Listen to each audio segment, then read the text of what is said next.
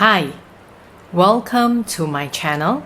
I'm Janet Yung and I share on the topics of Bazi, Feng Shui, entrepreneurship as well as personal growth, especially in the areas of leadership, motivation and communication. I've also started another channel called Skills Growth Future, where there are many experts that share on communication, digital storytelling, parenting skills, first-time leadership. So if you do have time, please do go to that channel to take a look as well, or click on the button that I actually put up on the featured channel list so that you can watch some of the videos. In today's episode, I'll be covering about Flying Star. This is the third of a series of videos where I'm sharing on how you can utilize Feng Shui to find the ideal home for yourself, your family, and your loved ones. So in today's episode, I'll be talking about flying stars, and in flying stars itself, we usually have to determine the facing of the building. Therefore, right at the beginning of the next segment, I'll be covering on how you can basically look at the facing of an apartment, of a house, to determine the facing direction of your house or apartment, to look at the energies that are present within your house. So if you do like the videos that I'm sharing in my channel, please remember to subscribe to Janet Yung YouTube channel. Click on the like button if you like what I've been sharing, as well as on the notifications bell so that you can receive a reminder whenever I upload new videos. So without further ado, let's move on to the next segment.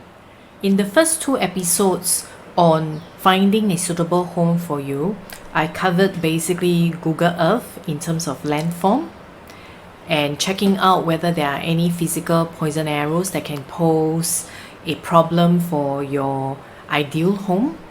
The second episode in the series I covered, it mentions formula determining what are the good and bad sectors, or if a critical sector is missing and what you should be looking out for under the it mentions individual favorable directions. In today's episode on Flying Star, we'll be examining what we call the energies that are present whenever a house is built, that are present on an annual basis. This is what we call the Flying Star Feng Shui. So sometimes when clients ask, do we have to see Feng Shui on an annual basis? This is the formula that if my clients want to know more, what are the energies that will be influencing their home for the year, they will then want to know what are the flying stars or the energies that will be visiting the different sectors of their home. So therefore, flying stars basically means the energies, which are stars, flying around or moving around the different sectors of the home. There are different portions of these flying stars that I would like to cover. And if you find that this is a little bit challenging, yes, because this is usually the final part where after my clients basically shortlist the suitable home locations, they will then come to me so that I can advise them on what are the good energies within the home. And therefore, when I go on site to take compass degree measurements, this is usually what I will look into further as well. So when we look at basically the flying star formula, it is very similar. We will still mark the 9 grid. The only thing is, I think the energies, because it's really invisible, it doesn't really go from one sector and just transition over to the next just because you cross a grid. I find that it's usually influenced a little bit more by physical boundaries. For the flying star formula, this is the theory that basically calculate the movement and changes in the intangible energies or chi within a home or a space. And it's usually very applicable to a high-rise building or apartment. Therefore, in Singapore, where 80% of the population or more stays in high-rise buildings, this is the energy that a lot of my clients are very keen to find out, and what I usually get very busy with at the end of the year, because they would like to know what's coming in the new year. So this is also what we call a space and time dimension. Some of you may have heard of period 9 coming. Now, what is this period 9? Basically, when we talk about energies from a flying star perspective, there are 3 aspects that we look at. The first one is what we call period energy, and this spans 20 years. So between the years 2004 to 2024, it is period 8. And coming up in 2024, it's going to be period 9, where the fire element is strong. So therefore, you're already starting to see fire influences, for instance, the IT technology, digital technology, and disruptions coming quickly, especially with the onset of COVID-19 pandemic. I'll cover more about period 9 in an upcoming video, but in today's episode, besides these 20 years of luck cycle that we're looking at, the key thing to look at for most of my clients is actually what are the basic flying star energies, or what we call the natal chart, within a potential new home. Does it work for the family members, or is it against the family members? Then the third part in the flying star formula is what we call the energies on an annual basis, monthly basis. I will basically focus mainly on the flying star that is actually within a potential new home for today's episode. When we're looking at determining the basic set of energies within a potential new home, the facing direction of the house or the apartment is crucial. So usually we take the energy from where the most young energy come in from. So similar to what I shared in the previous episode, this may not necessarily be the main door. It can actually be where most of the windows, the living balcony, where it sees either the road, a big garden, or a lower land where most of the wind and the energies or the sunlight coming from. So typically that will be the facing of your home. Now usually for a house, it's actually quite straightforward. But when it comes to an apartment or condo blocks or HDB blocks, it can be quite confusing. So when we look at a plot of land where there are many blocks of condominiums, which are the facing? So if we look at this particular arrow here in the middle, this is the facing of this block of units who has most of their windows facing to the pool and the greenery on this side. However, when we look at this block of flats that are actually right at the corner here, you will see that because if there is a main road at the side, then most of the energy is actually going to come from this side and not here, where just now where we are saying that it's actually the pool and the greenery, mainly because there's no opening, no windows that is going into this particular block of apartments. So that's generally a guide on how you determine the facing of an apartment. What about that of an apartment where it is downtown, and most times downtown buildings or office buildings do not have any windows? Usually in these cases, I will then take the facing at the lift lobby because that's where the energy is coming in from. So that's one way of also looking at determining apartment facing. So this is an example here where, for instance, if you look at the main door looks likely into the corridor and to the opposite unit. Therefore, there's not going to be a lot of energy that is coming in from here. So although it's an important facing, we call it the important door facing, and we'll try to choose from the 8 mentions formula, not the total loss direction for the family, especially the father or mother. But in terms of determining flying star and apartment facing, we will be looking at where the windows are, where most of the energy are coming in from. So these 3 red arrows on this side, which sees the balcony looking out of the living room, the bedrooms, okay, looking out to the other side, which usually is where you will see either the pool or where you see a garden, a road. That's usually the facing of the apartment. And I'll basically stand actually at the windows here and the balcony door here to measure the exact compass degree to know what is the facing of the apartment, especially if it is level 9 and above.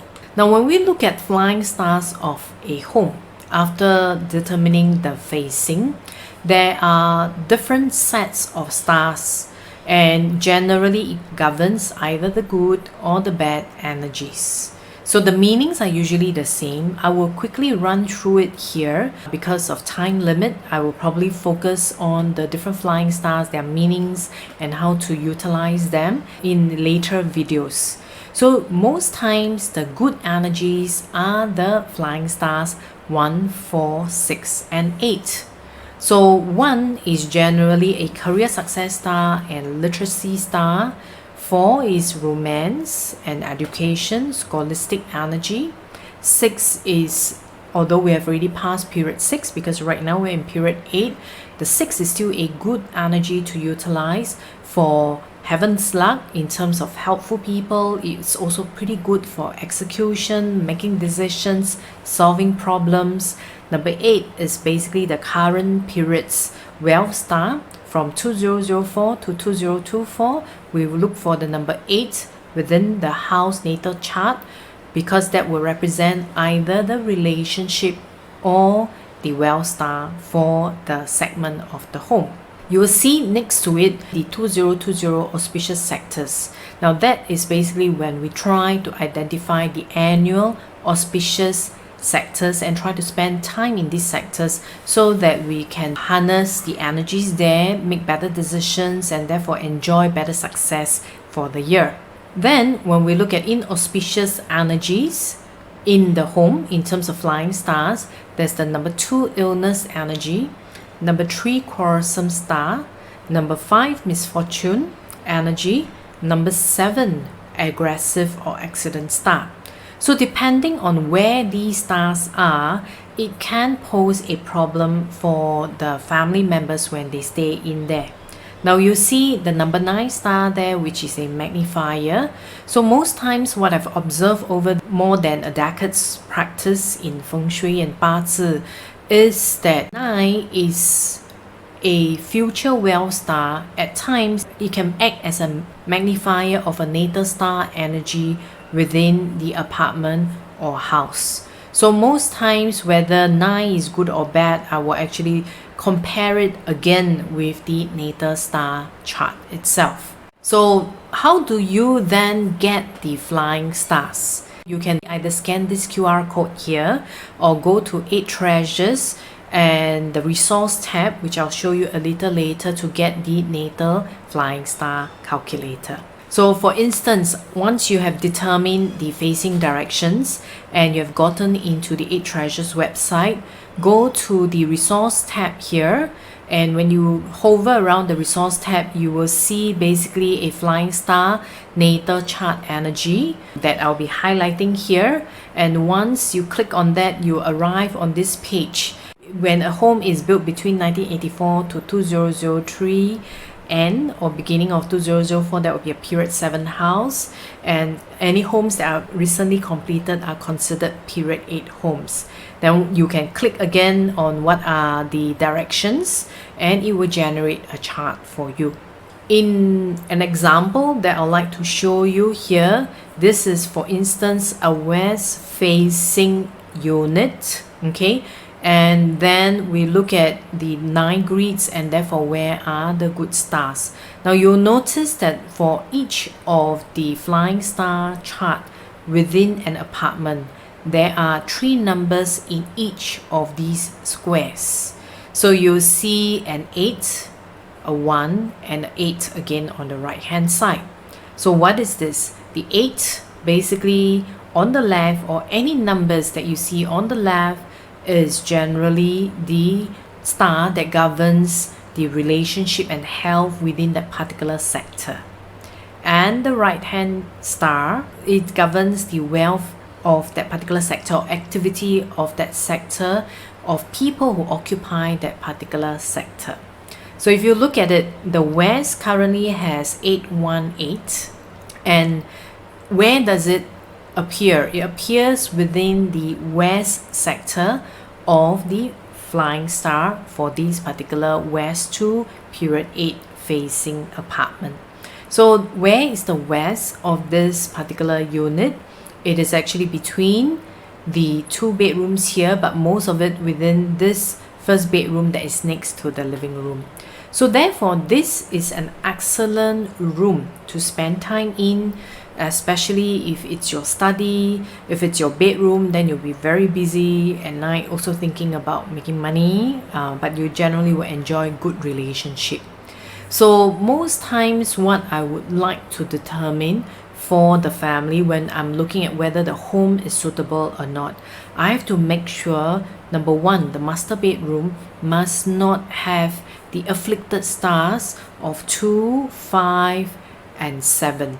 So some of the critical combinations that are bad that I would like to share just briefly here are the combinations if it's a 2 and 5 or 5 and 2. The other not great combinations, or what we call the fighting combination, is 2-3 combination. I've also seen bad incidences of 3-5s in terms of a combination within a home. So it's a lot to absorb in this particular episode, and I probably will come up with another video episode to explain a little bit more about the flying stars. But again, I would like to reinforce that usually this part of the home study is where my clients will engage my services after they have shortlisted based on the first 2 formulas of a simple landform examination, whether there's physical poison arrows, the second portion on the 8 mentions, so that once they shortlist to at least only 1 or 2 units, I will get them to measure the compass degree measurements for me at the windows of the different units, so I can then help them do a better estimate of the flying star of the unit itself. Now, this is a closer look at the flying star natal chart. So in this particular case, what we can see in the southeast box and the north box, we have combinations of 5-2 and 2-5 in the top left and right hand side numbers. So if the master bedroom is in this particular sector, it can be a big issue, especially if there are physical structures outside in terms of a window where we see swimming pools or we see lower land that can activate this structure further in making the health of the occupants of this room worse off. So this is one of the few things that we'll study. In today's episode, I've completed 3 episodes in finding a suitable home, and I know this last episode it's a little bit tougher to understand, but it's actually one of the most crucial point because flying stars affect us human beings and affects our activity. Most times if we spend time in the good sectors like 1, 4, 6, 8, we generally will do better for the year. So on an annual basis, like I mentioned a little earlier, most of my clients, or even if you can get on a Treasure's website, we will usually upload it by December and or beginning of January. Where are the good and not so good locations for the year? So for instance, in 2020, the auspicious sectors are where the 1, 4, 6, 8 stars are. So the number 1 star this year is in the northeast, number 4 is in the southwest sector, number 6 is actually in the southeast, number 8 is in the northwest sector. So I'll usually advise my clients to spend as much time in these sectors as possible because the energies there will positively influence the occupants to get them to be more successful for the year. And then try and avoid basically the not great sectors where the number 2 illness star is in the south, number 3 quarrelsome star, which is actually in the north, pretty strong this year, number 7, which is accident and aggressive energies in the center of the home, as well as the number 5 misfortune 5 yellow star in the east. So I have basically completed sharing the 3 episodes where I've covered in the first episode on Google Earth, checking on the landforms, making sure that there are no physical poison arrows, while The second episode, I talked about 8 mentions formula or 8 aspirations with individual favorable and unfavorable directions. And the third episode in this series, I talked about flying stars. I'll be including links for the first 2 videos in the video description so that you can take your time if this is the first time you are watching my channel. So I hope you have enjoyed what I've shared in this particular video. If you do like what I've shared, please remember to subscribe, click on the like button, share it with your friends if you find it useful for them, and click on the notifications bell so that you can receive a reminder whenever I upload new videos. Thank you very much and goodbye.